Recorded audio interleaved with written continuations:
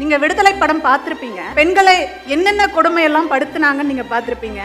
ஆக்சுவலா உண்மையை சொல்லணும்னா நீங்க பார்த்ததெல்லாம் ஒரே 1% தான். அதை விட மிச்சமா அங்க உள்ள பெண்கள் நிறைய கஷ்டங்களை தாண்டி நிறைய கஷ்டங்களை ஃபேஸ் பண்ணி இன்னைக்கு நடைப்பிணமாக வாழ்ந்து கொண்டு தன்னம்பிக்கையின் உருவமாக எந்த தாய்மார்கள் அந்த மண்ணில் இன்னும் வாழ்ந்து கொண்டுதான் இருக்கிறார்கள். எனக்கு நான் ஸ்கூல்ல இருந்து படிக்கும் போது எங்க அப்பா வெறும் 3 பெண்களை மட்டும்தான் உயிரோட இந்த மண்ணில் விட்டுட்டு போயிருக்காரு எங்க குடும்பத்துல.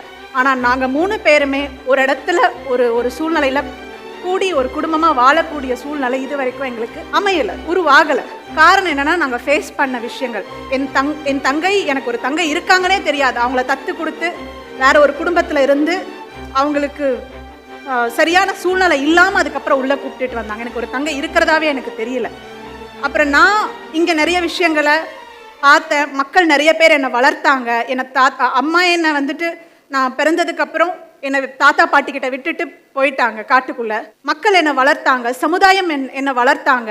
எல்லா இடத்துலையும் என்னதான் முதுகுக்கு பின்னாடி என் தந்தையின் அந்த பாதுகாப்புக்கு பின்னாடி சில சூழ்ச்சிகள் நடந்திருந்தாலும் இந்த மண்ணின் மக்கள் என்னை காத்து வளர்த்தனர். அதுக்கு நான் நன்றி கடன் பட்டிருக்கேன் சாவுல வர. அதை நான் உணர்வு பூர்வமா உயிர் பூர்வமா எடுத்துட்டு கடைசி வரைக்கும் இந்த மண்ணுக்கான அரசியலை முழுமையாக முழு உயிர்ப்போடு அடித்து ஒடுக்கப்பட்ட ஒரு குரலாக ஒலித்து கொண்டே இருப்பேன் இந்த மண்ணில் என்பதை இங்கு நான் பதிவு செய்து கொள்கிறேன். இப்போ நீங்க பாத்தீங்கன்னா உங்களுக்கு கூட பிறந்தவங்க அம்மா அப்பா இந்த மாதிரி ஒரு சூழல்ல நீங்க வளர்ந்துருப்பீங்க.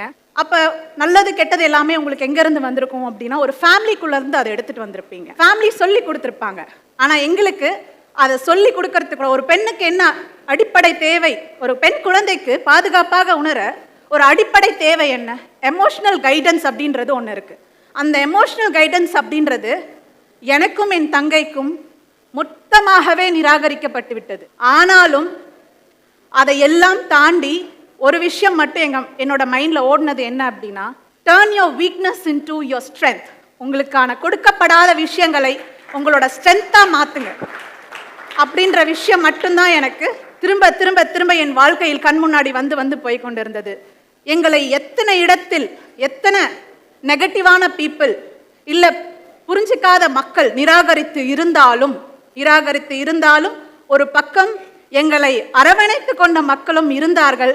இந்த மண்ணில் அநியாயமும் ஒரு புறம் இருந்தது, அதையும் நான் கவனித்தேன். நியாயமும் ஒரு புறம் இருந்தது, அந்த நியாயம் என்னை காப்பாற்றியது. அதே நியாயத்துக்கு நானும் நிற்பேன். பெண் பிள்ளைகளே நீங்களும் நிற்க வேண்டும், அதுதான் என் வேண்டுகோள்.